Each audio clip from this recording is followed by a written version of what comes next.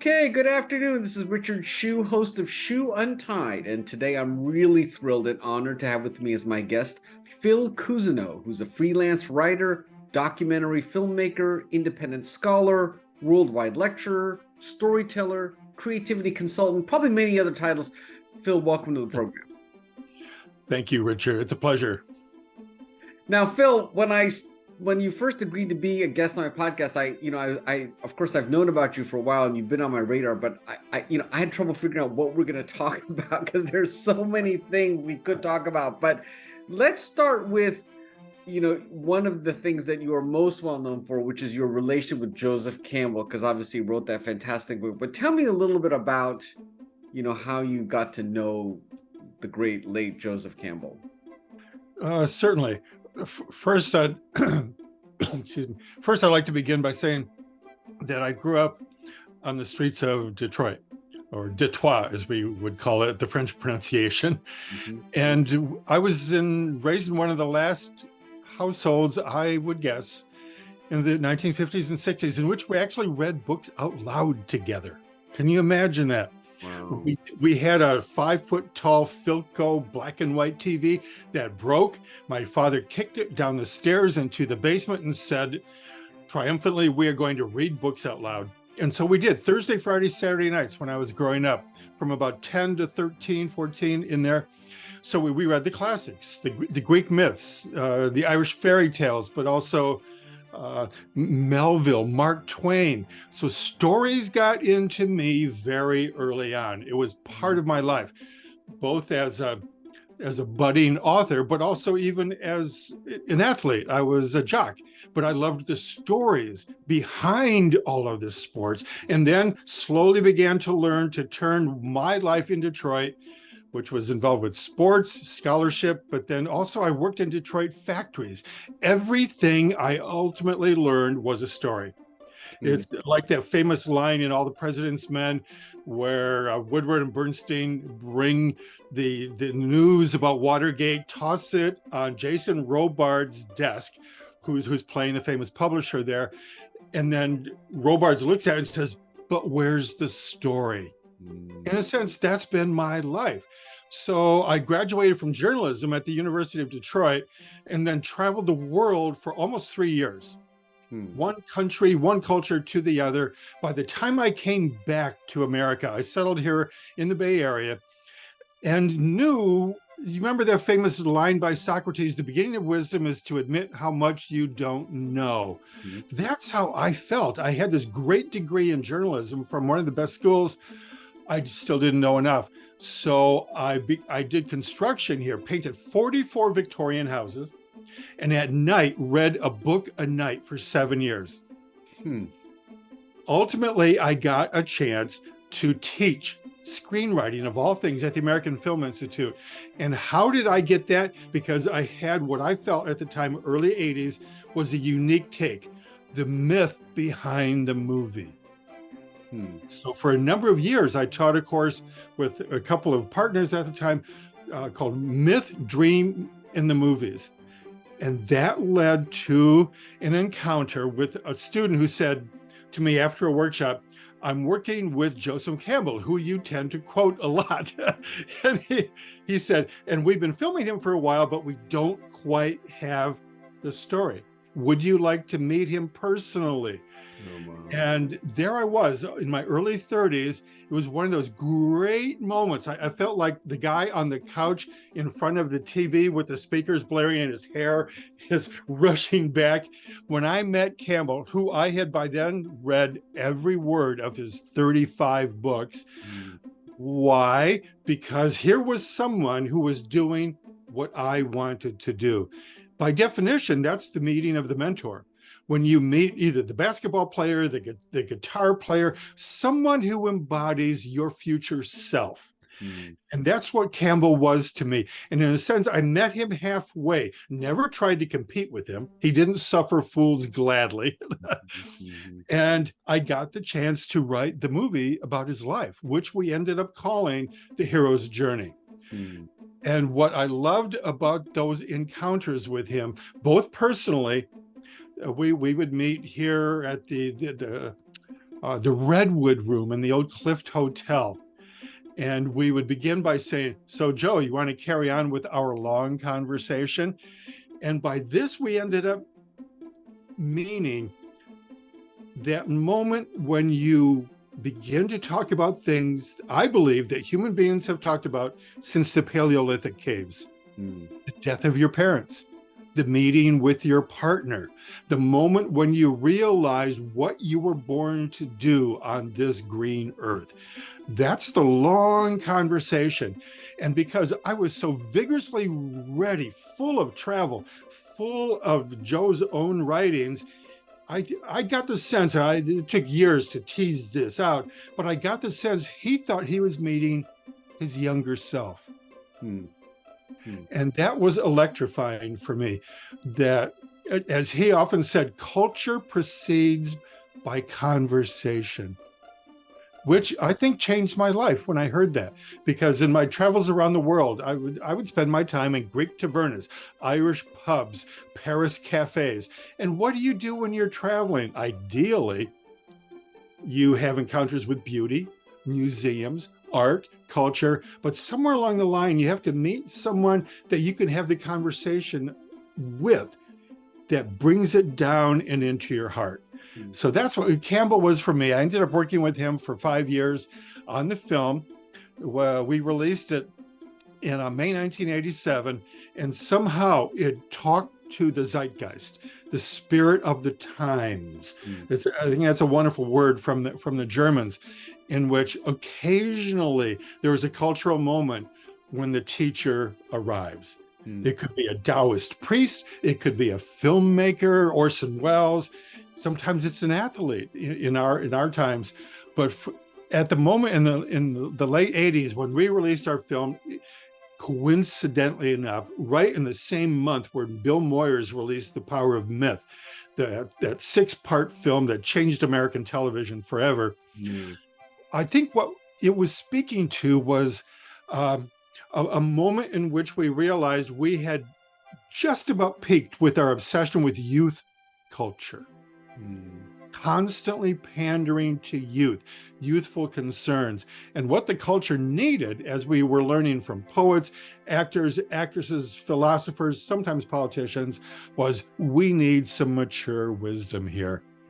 And what a pleasure that was for me to be a part of that cultural efflorescence. I probably had 500 talks around the culture. 200 or 300 people would come to these talks where I would show film clips of Joe, as in Joe Campbell, talking about everything from Paris in the 20s to Buddhism, Taoism, Nietzsche and Schopenhauer. It was electrifying for one other reason, then we can keep moving on. There's something I believe E.M. Forster, the great English novelist, had once said, we are in desperate search for a pattern. I've always loved that. That's what a storyteller is looking for. That's what artists and occasionally politicians, enlightened politicians, are looking for. The pattern that will actually speak to the cultural moment. Well, tell me, how did the idea of the movie come about? Was it your idea? Was it Joseph's idea? Did you were talking and somebody said, let's make a movie? How did that happen? That's a great question. I have to credit this, and years later, I have a photo of me with my spackle in my hair, walking up to the stage, because 1979, and I had heard Campbell talk about myth and the body, a very fascinating talk about how certain legends, myths, fairy tales are actually residing in the body itself. It's a tremendous topic. We could have a whole nother talk on that. And standing next to me in the photograph, when I'm actually leaning forward to shake Joe Campbell's hand for the first time, was a man who was a psychologist from San Diego named Dr. Stuart Brown, who by that time had become the world's authority on serial violence of all things. And he had read all of the literature about, let's say, the McDonald's massacre, if you can remember that, or the shooting in the Texas campus when the guy goes up in the tower and he shoots 19 nurses. Where does this impulse come from? He had exhausted his possibilities. Then he read a simple volume called Primitive Mythology, early mythology from cultures all around the world, in which human beings are trying to deal with what seems to be a kind of bloodlust in the human heart. And this was a book by Joe Campbell. So he decided to have dinner with Campbell at the same moment when I met Joe on stage. So they spent 4 years together trying to map out a study of what? Where do our impulses emerge from? What stories tell us this? Where does love come from in the human heart? Where does inspiration come for the artist? Where does evil reside? Is it there, like a bad seed, or is it culturally born? So they spent years sorting this out. They filmed for a bit down at Esalen Institute in Big Sur.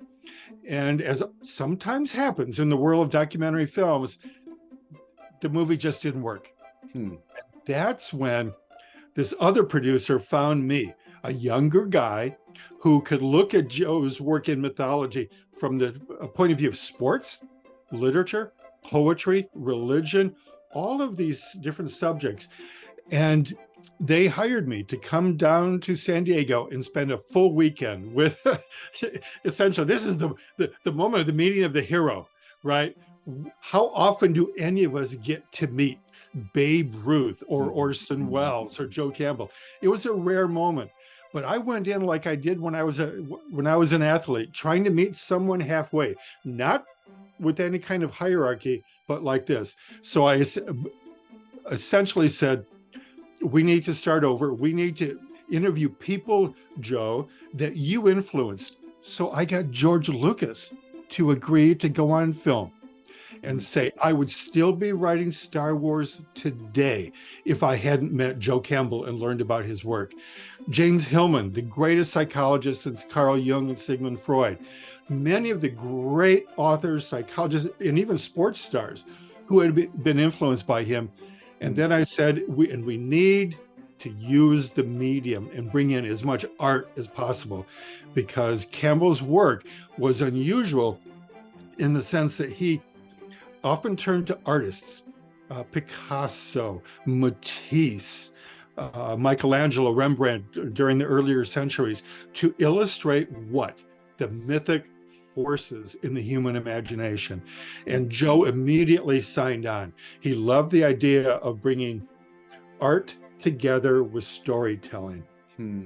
So it sounds like you and Joe really also just hit it off. I mean, I assume that was really important, but I mean, it sounds like right from the first encounter, you guys just felt this simpatico, kindred spirit kind of thing. It was uncanny because I'd been an athlete and I knew better than to try to compete with him. Yeah. We had many other meetings where with some heavyweight intellectuals who did try to compete, or you might, to coin a phrase, out footnote Joe Campbell. But I read this and I read that. That wasn't working. So one interesting notion, which is something someone like you would do on a podcast, when you admire someone's work, do you just want to puff that person up? That ends up being a very ungenuine or spurious interview. But if you ask someone, how did you come to these ideas? I think everybody ends up talking from their soul or their spirit. That's what I did with Campbell. So Joe, when did you find the work of James Joyce? And he would do this on camera, which is a wonderful moment. When did you find the work of Thomas Mann? Or tell me about the influence of American Indian stories. He would visit. I could see a visceral jolt going through him, and that's when you know, as an interviewer, that the question is meeting the human heart in someone. So on camera, these were electrifying conversations, but off camera, they were also wonderful. And that taught me a lot, because remember, I've had a show on PBS. I've been a journalist. I've interviewed. I've done 30 documentary films. I know about the art of interviewing, but I also know when to just try to engage in a human conversation. That's what I try to bring it back to. And those moments, for example, we watched the 1984 LA Olympics together in front of an old black and white television. And I had to be very careful about the moment. But I said, Joe, I know from my research that you were the world's fastest half miler in the 1920s, which is an rarely known fact. He was also a famous saxophone player. He was a real Renaissance man, right? So I said, Joe, what has it been like for you? Because he missed the Paris Olympics by 1/100th of a second in the half mile. But I thought, being a runner, he would have been fascinated all along. But this was then one of the first moments in which I learned about how sadness, disappointment can be the source of a wound, really, for the rest of your life. And then we all have a choice. Do we let that wound, excuse me, do we let that wound suppress our passion, or do we let it open us up? Joe never watched another sporting event after he lost that race, which lost the attempt to go to the Paris Olympics. So 60 years later, now that I think about it, we're watching the LA Olympics together. And I felt the competition in him come out as we were watching the races together. What does that teach me? What does that teach me in the longer run? That it's possible to sublimate our passions. If you can't win something here, if you don't get that deal as a leader, it's possible to sublimate that tremendous passion that we have as human beings into another area, which is what Campbell did. He was as competitive in the world of scholarship as he ever had been as a writer. And I think, Richard, I've used that, or an element of that, every day since. I had my passions as an athlete, but those years are behind me. So now I channel that into my writing, my filmmaking. And I try to do that with younger people. Every year I do 2 or 3 pro bono talks for young kids, usually high schools or colleges. And what I try to get eye contact, and I say, what is the thing you care about the most? What is your deepest, most abiding passion? And then I call for a few answers here and there. And I say, are you willing to endure what it would take to manifest that passion in the real world? And there's some restlessness. I get some response.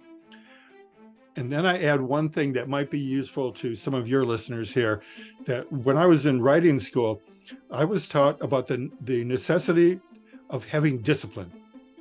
Everybody is inspired at one point or another, but not everybody has the deep discipline to finish a book, to finish a film, or a collection of songs for an album. So I try to tell young people, begin to develop that endurance now. But then the third question is the one that tends to set them off. I ask them, do you believe you can make a contribution to the world? Do you believe your book, your podcast, your dance performance, will it actually help another human being?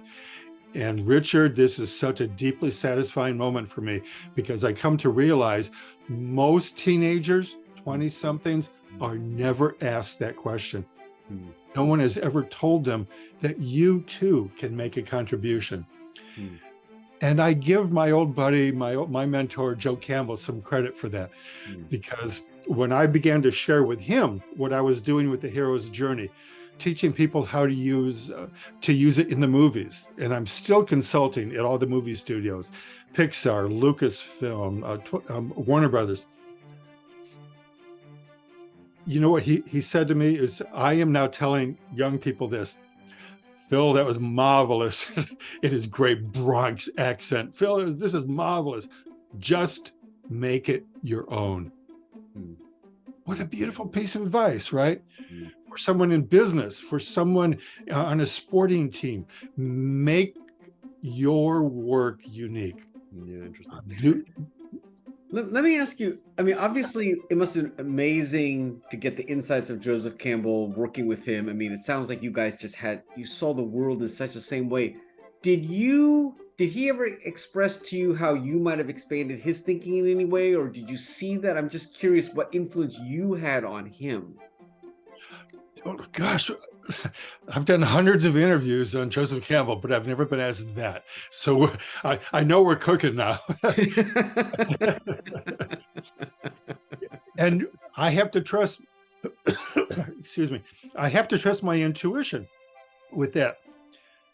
And my intuition takes me back, gosh, 30 plus years to a conversation we had when I told him that we were going to be premiering the movie about his own life at the Directors Guild in Hollywood.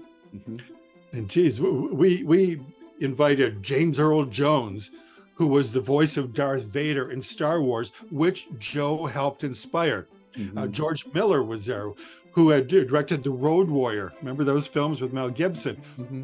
All inspired by Joe Campbell. Mm-hmm. So the theater, 400 people, many of them inspired by Joe.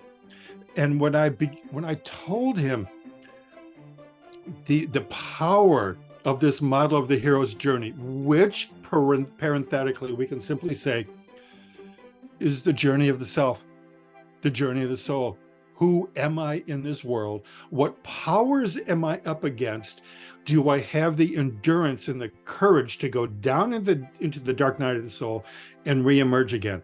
It's a universal story. And Joe often used the word from James Joyce, monomyth, the one story. Now, this doesn't wash out the beautiful nuances from culture to culture, but it does acknowledge that people are people all around the world, and we are all searching one way or the other to find out, who am I? Mm-hmm. What is my role in this world? Mm-hmm. So I began to tell Joe what an impact this was having on filmmakers and artists. And you know what? He was surprised. Mm-hmm. He was surprised. He just kept shaking his head.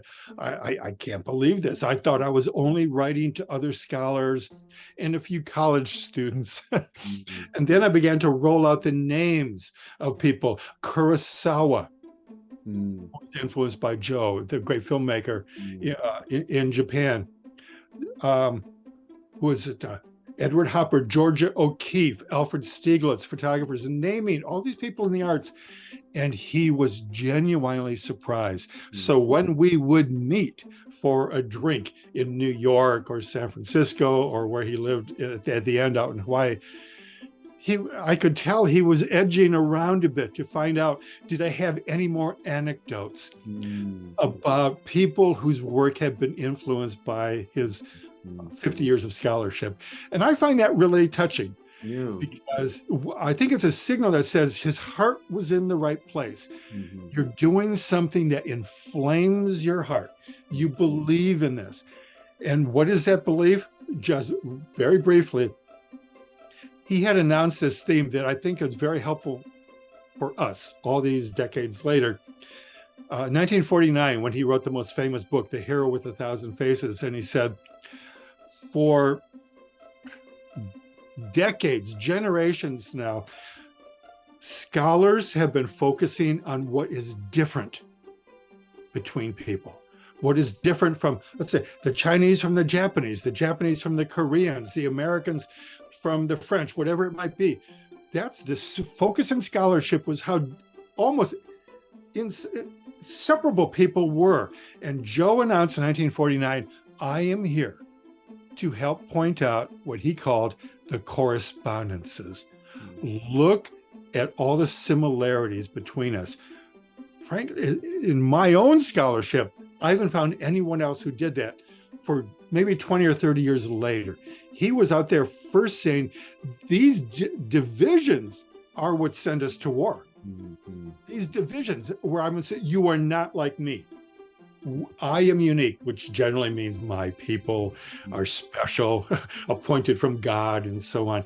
These are very dangerous divisions. Mm-hmm. So I like to give Joe credit for helping us learn to see how much alike we are. Mm-hmm. That's worth a great deal. And that's what Native people everywhere and artists always see. What we have in common. So, oh, very interesting, Phil.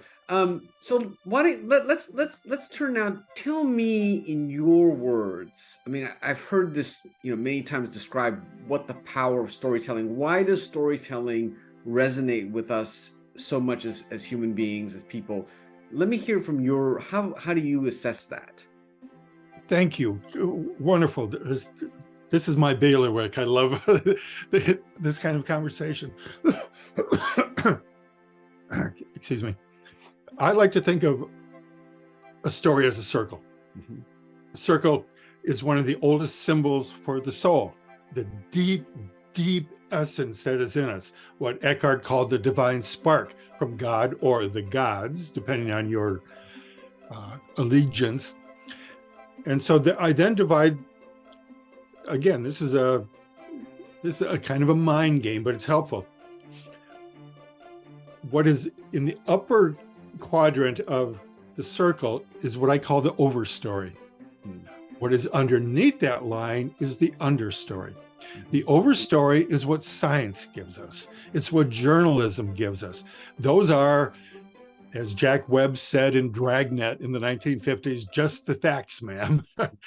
And we need that for business. We need that to buy a house, buy a car. We need the facts. But generally, there's no meaning in only the facts. What's underneath that line is the understory. And the understory is where myth, legend, fairy tale, poetry, art, religious thought dwells. It's the realm in which we are seeking to find out, what does it mean? What did the election a few days ago actually mean? You're giving me all the statistics, all the facts, but you haven't given me any meaning yet. So when a political commentator says, this is what the numbers begin to reveal, he has to tell a story. She has to delve in and find a narrative somewhere. We do this with relationships. Okay, I've been married 27 years. Those are the facts. And I met my wife at a party. Those are the facts. But without the story, I don't know what that marriage means. As far as we know, there has never been a culture that hasn't had a storytelling element to it. We tell the stories in different ways, sometimes with images, paintings, ideograms, for example, in Chinese culture. But everybody everywhere tries to tell a story. Why? Because there's an impulse from a child to a sage later on in life. That's great, Daddy. But what does it mean? What does it mean? That's where our roles come in to begin to glean meaning. So the story is basically the thing that's what delivers the meaning of something. Is that really what's going on? Because I mean, I'm thinking of, like, for example, if you look at a piece of art, if you don't know the story behind it, I mean, it might be an incredible piece of art, but it doesn't really mean anything to you until you hear the story of why that artist created that or what the symbolism is, right? That's what actually makes it meaningful, right? Even though it might be a great piece of art. I agree completely. I'm finishing my next book right now, Who Stole the Arms of the Venus de Milo? So it's a story about one of the 2 or 3 most famous works of sculpture in all of Western culture. So you've got this beautiful statue, but what does it mean unless you know the backstory? What inspired the sculptor? What does this mean? What does it have to do with our different cultural inferences about beauty? What is beauty? Who gets to say what is beautiful and what's not? So yes, there is an immediate hit of let's say a Jackson Pollock painting, and we can take that intuition with us, and that's worth its weight in gold, obviously. But it doesn't start to take on deep meaning until we learn what Pollock was trying to do, move us away from sheer narrative into another story. That's partly what his enormous breakthrough was. He gave us a different narrative. Tell me a little bit how, if you know the story, tell me a little bit how Joseph Campbell helped George Lucas with the Star Wars story. I mean, I would love to hear that. I mean, I know I've heard sorts and bits of it, but it would be great if you know a little bit more detail about that. Oh, do I? Yes. Yeah, because I've talked to George about it. I actually brought him in to give his first public speech. This was at the National Arts Club in New York in 1987. He's a very private man. He's Yeah. deeply visual. He's not that comfortable with language. He would be the first to tell you that. So even in 87, with all of his success, he had never truly given a public speech like this. And this is in the most intimidating of sites, the National Arts Club, which, by the way, had never let a camera in before. I talked them into it because they were giving Joe Campbell their award for literature. And he was so proud of this. He said, Phil, this means a lot more than just an award for my scholarship. This is for the beauty of my prose. And boy, that touched me as a young budding writer to hear that.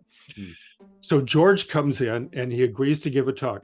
And it was there, but also in my pre-interview and later, because I've done some consultation over at Skywalker Ranch, that as he says, he was enjoying some success after the first movie, which was the student movie, THX 1138, and then American Graffiti, which for movie trivia buffs, people might love to know, it's the single most successful movie dollar for dollar ever made. It cost something like $700,000, but it has grossed 100 times that. And it's just four young people. They're, as Joe later said, they're four initiation stories. These are four ways for young people to grow up. So Joe loved American Graffiti. It was actually his favorite out of all the George Lucas movies. This is what he told me. And then what George was saying was that when he had some money to work with, he and Francis Ford Coppola moved north from Hollywood up here, which we call off Hollywood here in the Bay Area, like off Broadway. This is off Hollywood. And he had some money to play with. And it occurred to him that he wanted to make a kind of movie that he saw growing up in Fresno when he was a young boy, space cowboy movies or cowboy movies and so on. Flash Gordon wanted to bring all of those together. And he ended up writing a 500-page screenplay. Now, people know movies, you know that the average script is 100 to 120 pages. That gives you a 90-minute movie. A 500-page screenplay would be 4 hours or something. So he said he was lost and he was very frustrated.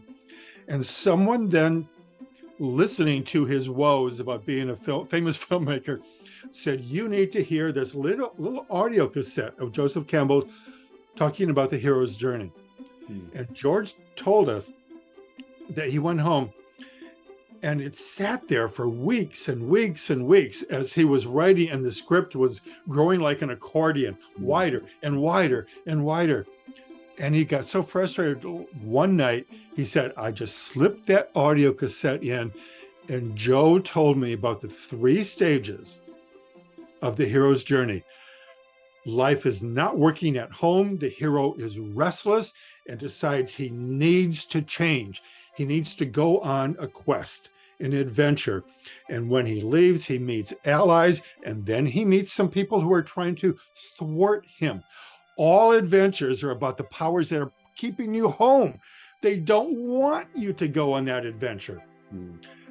But you meet the right people, the right guides, guardians, mentors, and you gain strength. So when you finally get into the labyrinth, dark night of the soul, the tremendous forces who want to lock you there, you have the strength, the courage, the wherewithal to keep moving, and you can make the full circle and come home again, as Odysseus had to. And George said, in 30 minutes, I knew how to reduce my screenplay from 500 to 100 pages. And I thought, what an amazing moment for any artist when you realize I was thinking overthinking it.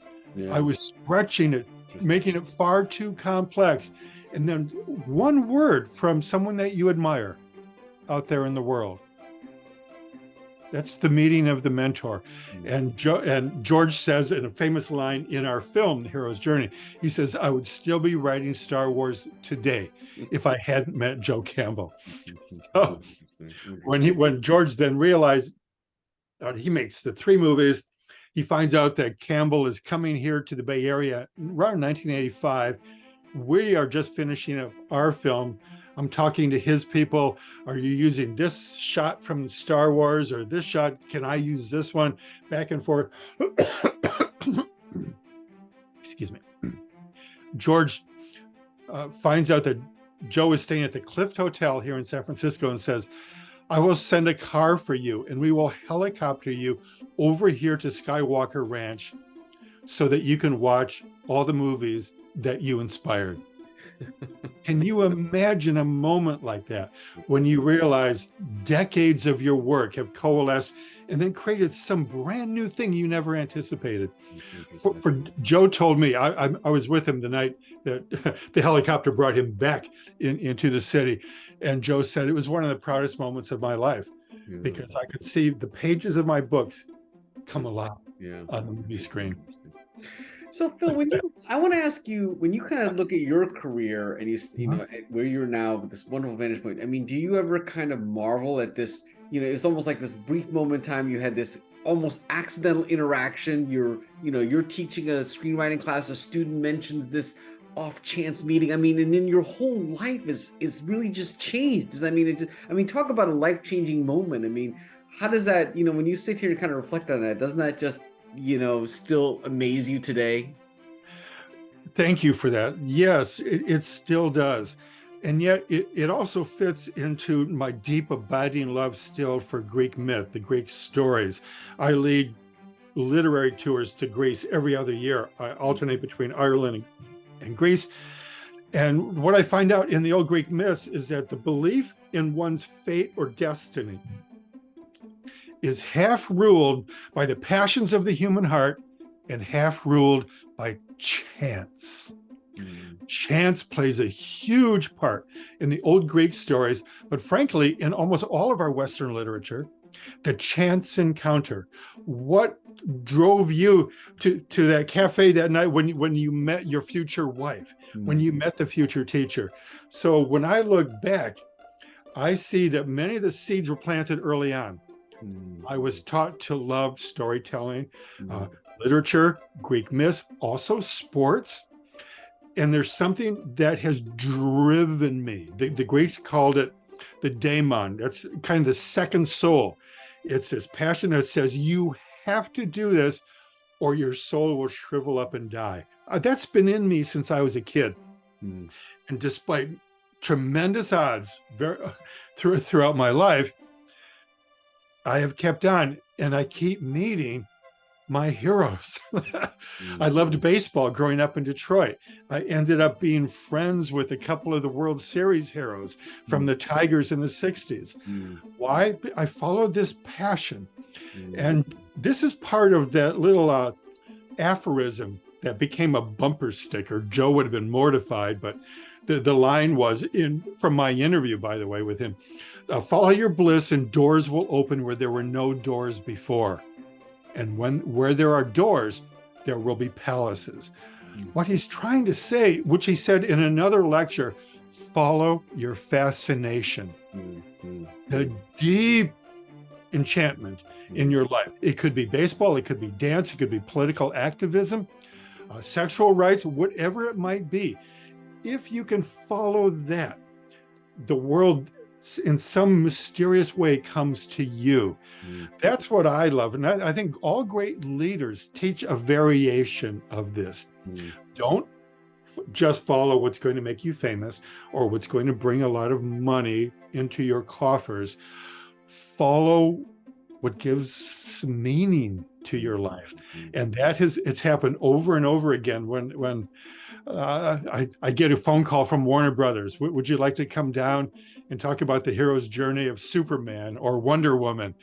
or a film noir. And I sometimes I'll do one of these, a little slap on my head. How did I get here? I'm in Warner Brothers now, talking about why movies are important, because stories are important. Interesting. That's a beautiful thing, isn't it? It really is. I want to go back actually because I love the story that you told at the very beginning of this interview about how your TV broke and your dad said, "Let's start reading stories." At the time, were you upset that the TV broke? What was your reaction as a kid when that TV broke? Were you? I was annoyed. I was thinking, my God, I can't watch The Lone Ranger anymore, or I can't watch the Tigers on TV. One game a week we would get in those days. But I do recall my father's response when I probably folded my arms like this, like a petulant teenager, when he said, "Someday you'll thank me for this." That's a line that has haunted me all my life. It can be a throwaway line in a cartoon, but I know what he says. There are things that you learn early on, things you're exposed to in middle age, other things you're exposed to later on that take time to sink in. Yeah. And what was it that sank in? Because of reading out loud, an abiding love of stories, but also that relationship. When my dad would pull Mark Twain off the family bookshelf and sit down, and my mom would pour him a Jim Beam whiskey, I felt there was something really beautiful and intimate. My dad was taking time to read a book with me. Did you ever get a chance to thank him? Oh, I did. I remember. Thank you. That's a beautiful follow-up. I actually called him from New York the night when I brought George Lucas together with Joseph Campbell. I called him from a payphone. Do you remember those? Payphone. And I said, "Dad, you won't believe it, but I just spent the night with James Hillman, George Lucas, whose date was Linda Ronstadt that night, Richard Adams, who had wrote Watership Down, if you remember that. Yeah, I do. Novel. And I wouldn't have written that if I hadn't come across the work of Joe Campbell. And I said something to the effect,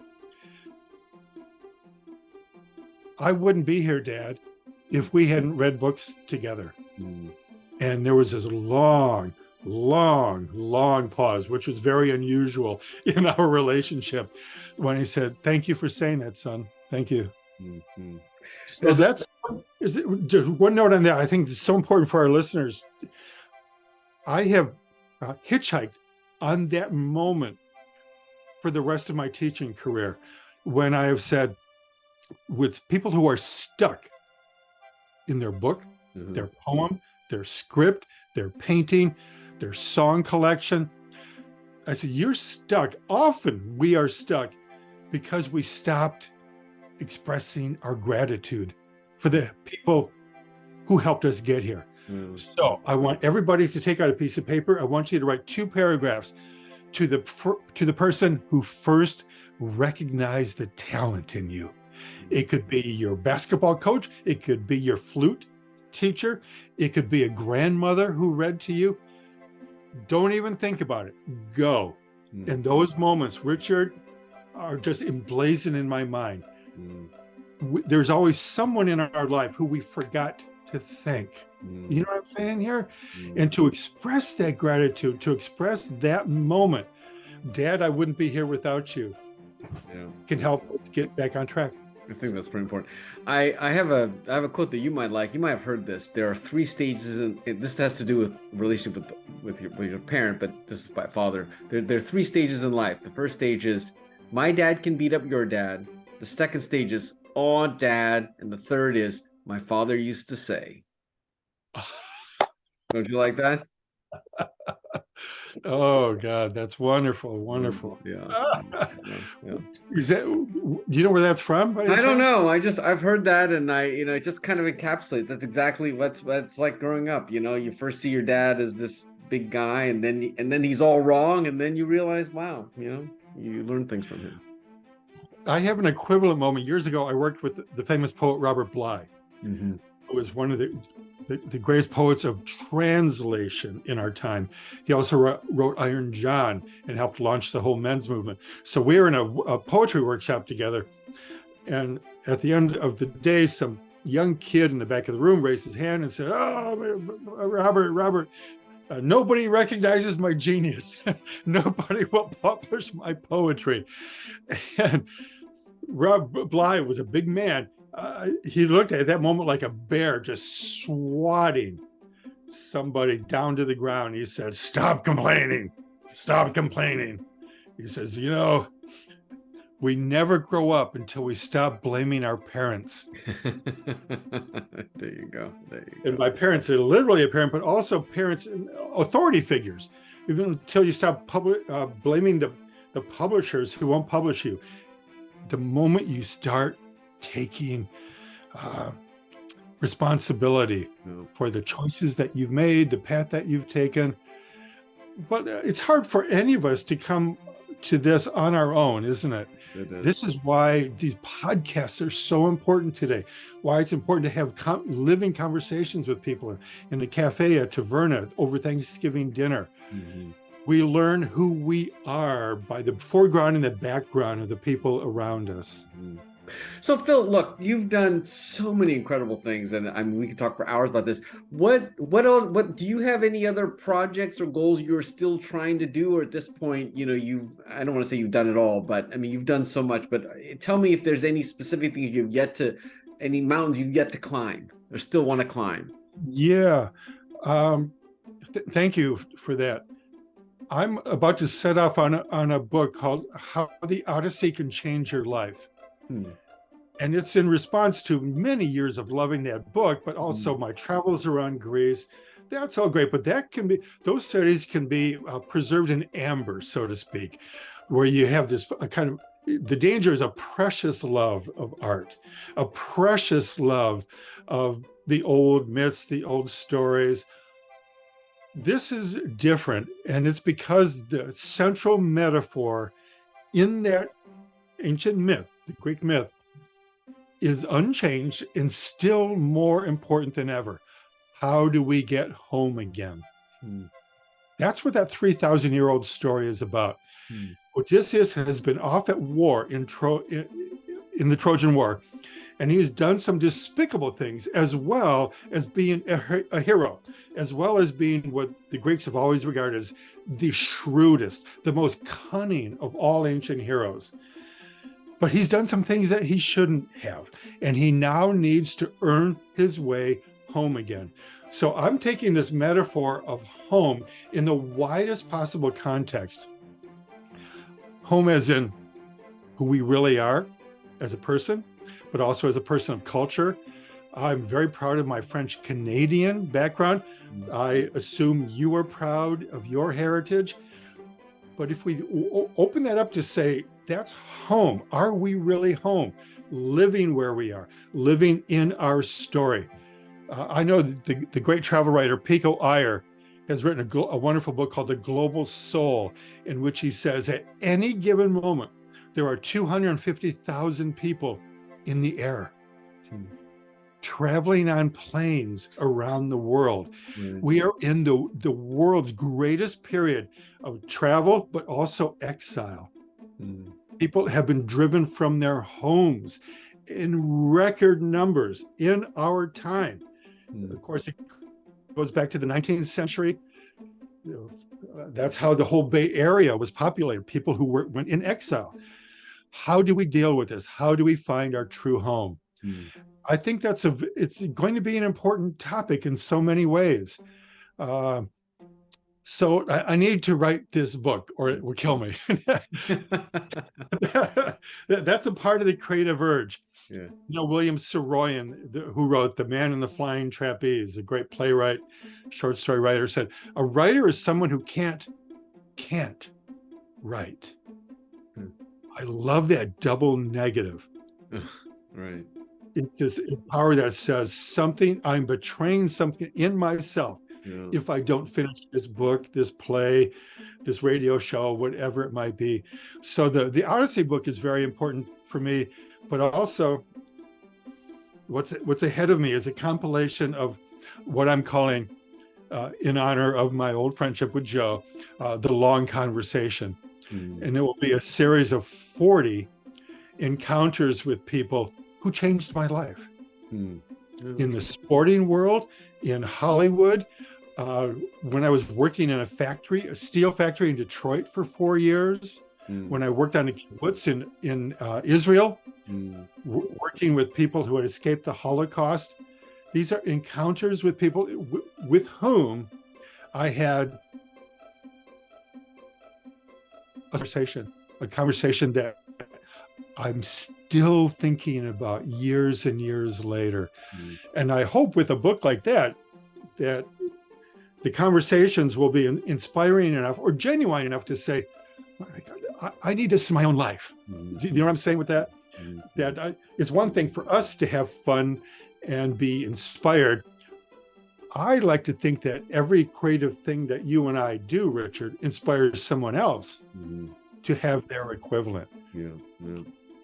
Well, Phil, this has been an incredible conversation. I could talk to you for hours, but this has really been interesting. I appreciate you taking the time. When you finish the Odyssey book and those conversations, please come back and tell me about it. I will. Thank you. And I applaud what you're doing. The culture needs much more of these soulful encounters. So I admire what you're doing. Thank you so much. This is Richard Hsu and Phil Cousineau. Thanks.